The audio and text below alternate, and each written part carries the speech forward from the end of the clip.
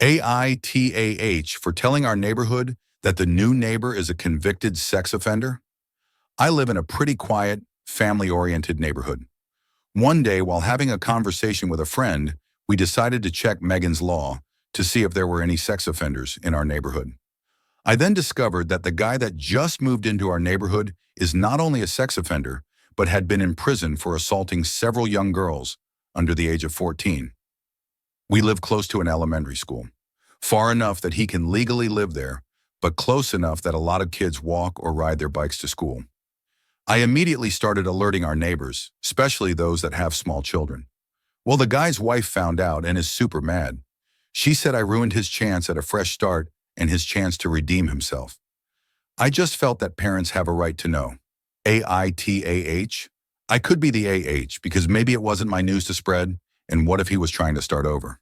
AITAH for refusing to switch tables at a restaurant because a family wanted to sit together?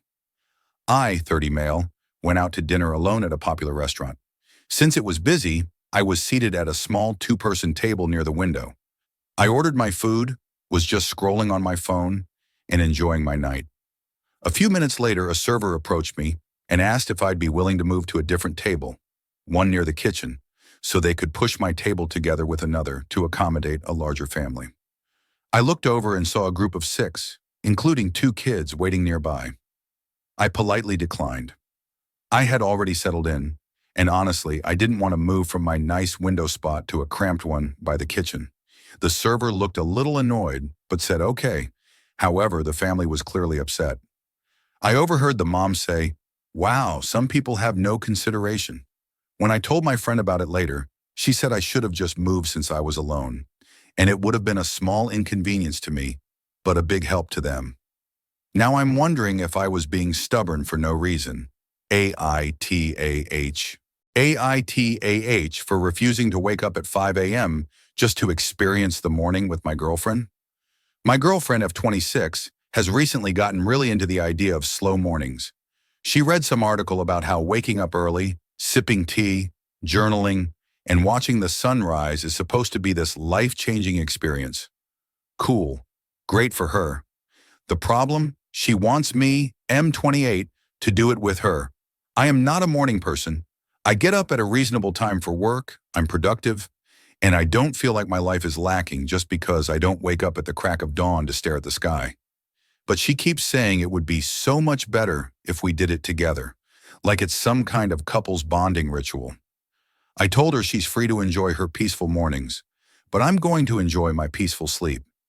She says I'm being dismissive and that I don't want to make memories with her. But why does this have to be a shared activity? We do plenty of things together when I'm actually awake. Now she's acting like I'm lazy or unwilling to better myself just because I don't want to sit in silence with a cup of tea while the world is still asleep. ITAH for refusing to sacrifice my sleep for this? Or is this just an unnecessary expectation? AITAH for telling a woman to get a divorce? IF25 matched with a guy named Jeff, M25, on a dating app and we talked for a few days. Earlier I got a message from his account saying, "Girl, he's married, fuck off." I was confused and replied with, "What?" And the woman replied back asking if I could read. I replied back and said, "Instead of texting me and getting an attitude with me, you should take it up with your man. I didn't even know he was married." She replied and said that she already did and, "Well, now you know, ho." I replied and said, "I'm the hoe, but your man is clearly for the streets?" "Okay." She replied and said, "Yes, you're a hoe and so is he." I replied and said, "Instead of texting me and getting mad at me over a man that I ain't even met yet, how about you get started filing for divorce?" She didn't respond and just blocked me. AITAH. AITAH for refusing to let my sister use my honeymoon as her healing trip after she got dumped. So me, 30F, my husband, 31M, and I just got married last month and planned a dream honeymoon 2 weeks in Greece. Just the two of us, relaxing, exploring, and enjoying our time as newlyweds. Flights, hotels, excursions, all booked and paid for. Enter my sister, 26F, who was supposed to move in with her boyfriend around the same time. Unfortunately for her, and I mean unfortunately in the least sympathetic way possible, he dumped her 2 weeks before the move. She was devastated, and my family went into full protect and coddle mode. At first, I was super supportive, listened to her vent, helped her pack up her stuff, even let her crash at our place for a few days. But then, she dropped a bomb. She wanted to come with us on our honeymoon because she couldn't handle being alone right now and needed a healing getaway.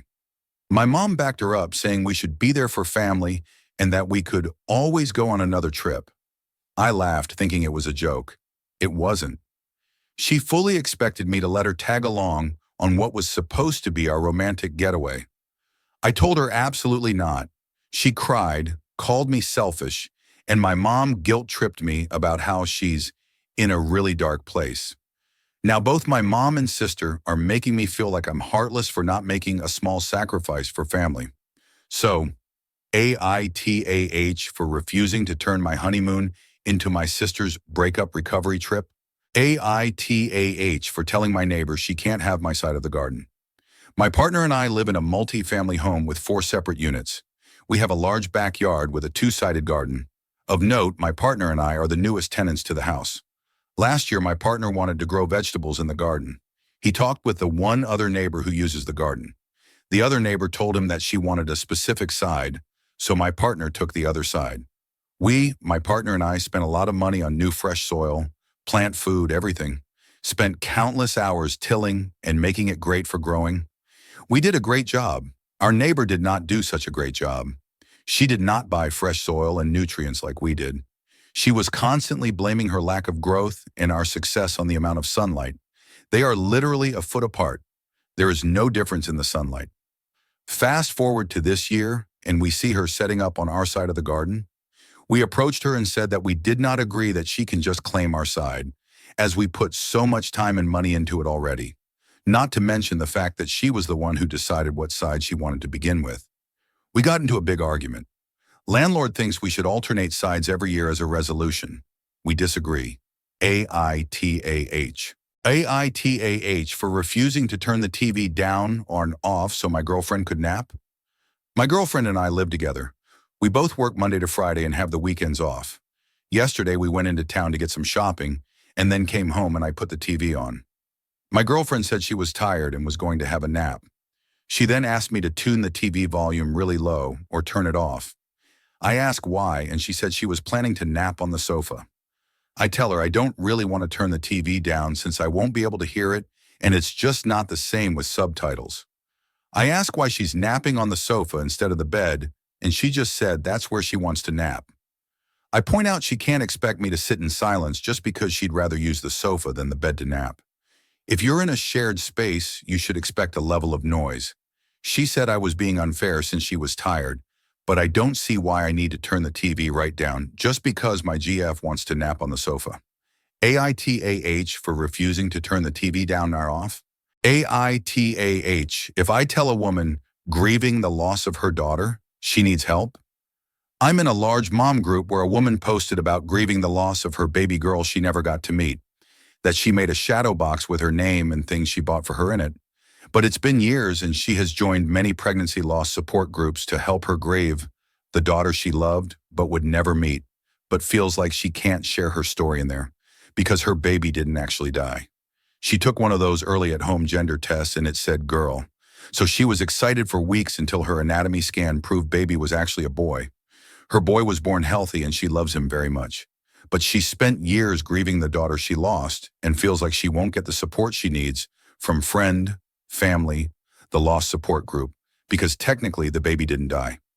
I'm in loss support groups as well because of a later term miscarriage that I still grieve. And while I understand her gender disappointment, this isn't child loss, and the comparison feels insulting. All the moms are telling her it's okay and they understand, and it makes total sense. I say this as a person who lost a baby and got help. I think she doesn't belong in the baby loss groups and needs help. I don't want to be mean, but it's a sensitive topic, so I want to ask if I would be an AH before I say anything.